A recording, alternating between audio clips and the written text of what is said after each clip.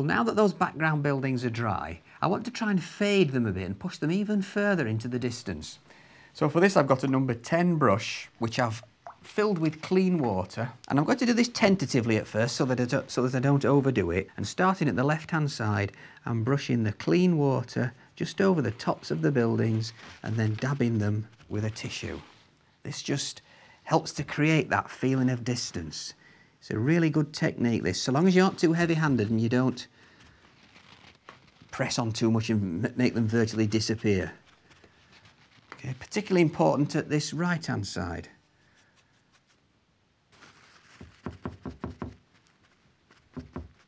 And that's all we need to do, and that's really pushed them back and made them look even slightly misty. So once everything's dry, I've removed the masking fluid from the towers and the bridge itself, and I'm now going to mix some more colours. Very similar colours to the sky, but a little bit stronger, starting with the Naples yellow and light red. I've got to have all these colours standing by so I can get them to blend. A stronger mixture of the grey now, the cobalt blue and light red. And a weaker grey as well, made of cobalt blue, rose madder, and a hint of light red. I've got the number 4 brush, and I'm starting with the Naples yellow and light red at the left-hand tower, painting really fine marks with the very point of the brush for these spires. Important when you paint this that you don't bite off more than you can chew by setting to work on both towers at the same time.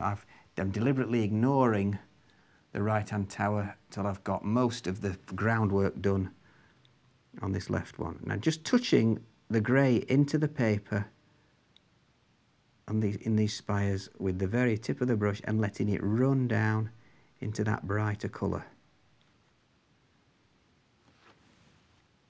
Brushing a touch of it right down that side.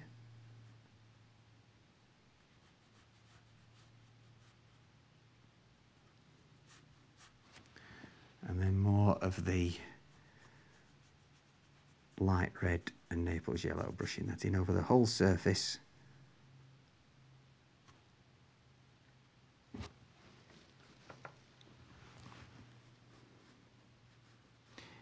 Into the base of the bridge, right down now to where it meets the water. And it's very important to remember at this point that these come lower down than the distance. That brings them firmly down into the water. I've got more of that darkest grey, which is cobalt blue and light red, and I'm just getting the darkest colour right where it meets the water.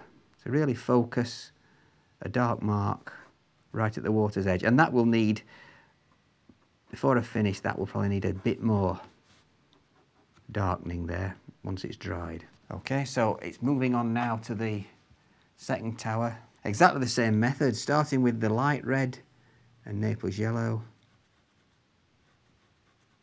Getting those nice sharp points in. If you work in a warm room, you need to work really rapidly so that when you add the grey, it softens into this colour. Again, I'm picking up the grey and taking care to use the very point of the brush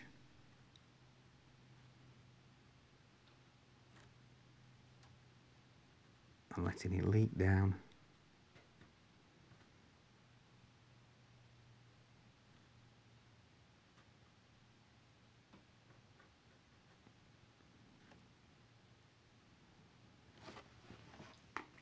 And then more of the, still with the number 4 brush, more of this light colour.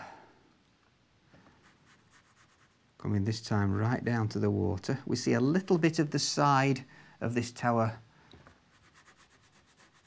more than we do the first one.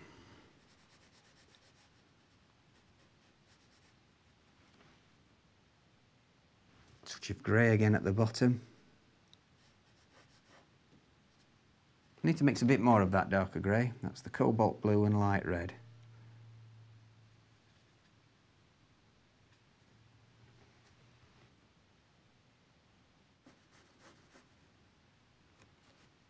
Just bring a few little lines into the water to suggest a few ripples around the base of them. Okay, and then before I can put more detail on these towers, I do need to let them dry. So now that the background's dry, I've got a number 2 brush, a really fine point, and some more of this grey mixture, and I'm just going to look at these little crosses at the tops of the towers.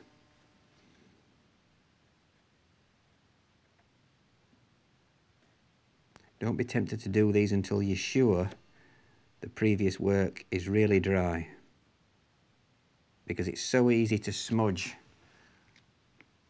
the work you did previously.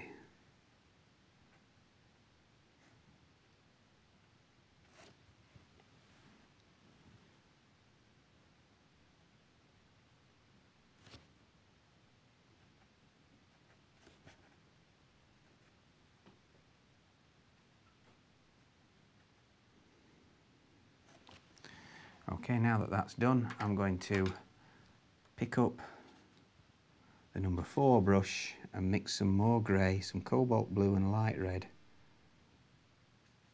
A little bit thicker now. We're going to get a few shadows in. There's a little bit of shadow to the left of the bridge support there. There's a fairly dark mark where it meets the water, right across there.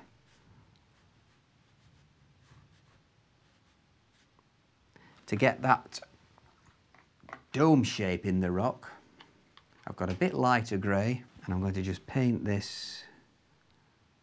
The light's coming from the right, so I'm just painting that onto the left-hand side of that dome shape. Then a few little marks into there's a little building on here perched on the edge. Little doorway in there. And then I'm going to go back to the number 2 brush, get some more of the grey, and start to build a bit of detail into the tower.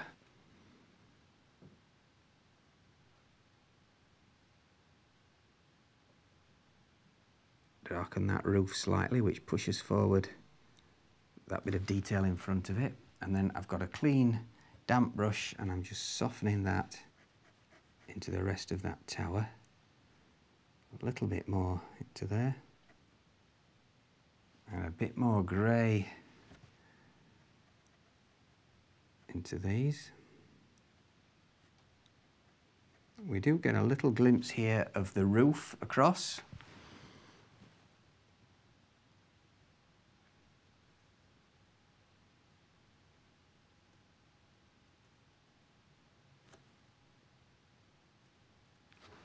And then keeping it really fine. You've really got to have a brush in good condition for this, with a good fine point. We start with all the little details. Again, if you do fairly quick lines, it's less likely that you will wobble.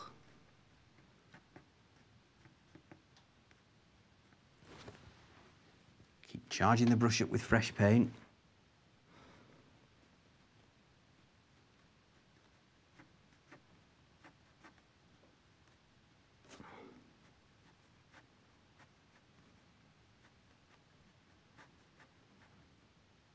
We do get a slight glimpse of a bit of shadow down this left-hand side. It is a very thin line of it, a suggestion more than anything else, but I'll just put that in, still with the number 2 brush.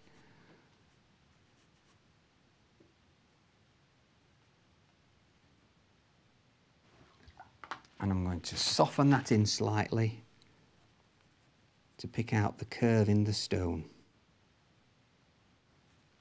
Now, still with this grey and the very fine brush, let's look at some of the little windows. These are really fine. The key to this is not to paint too much detail.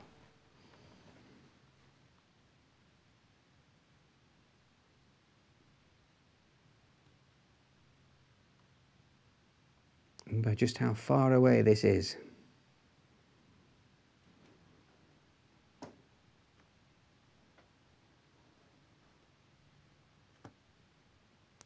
They're almost like little T-shapes.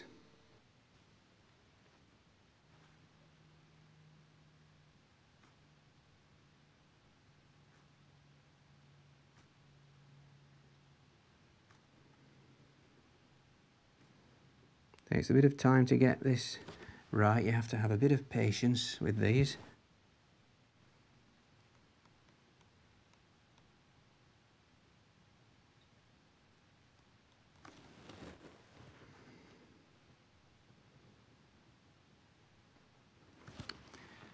And still with that grey on the brush, we need to try and make this cylindrical shape.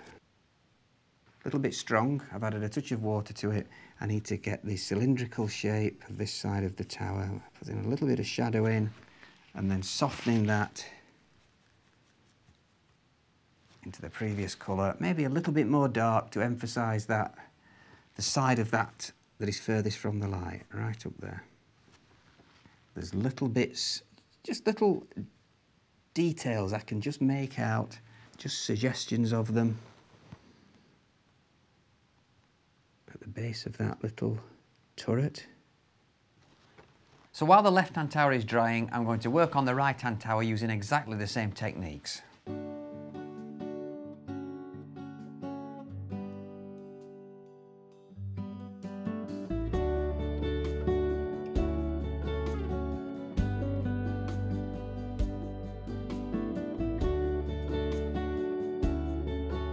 So I've finished off the right-hand tower and then took just a little bit of time to tidy up the left-hand one, and now they're both complete. So that brings this painting to the halfway stage. I hope you'll join me in the next programme where we'll take it right through to completion.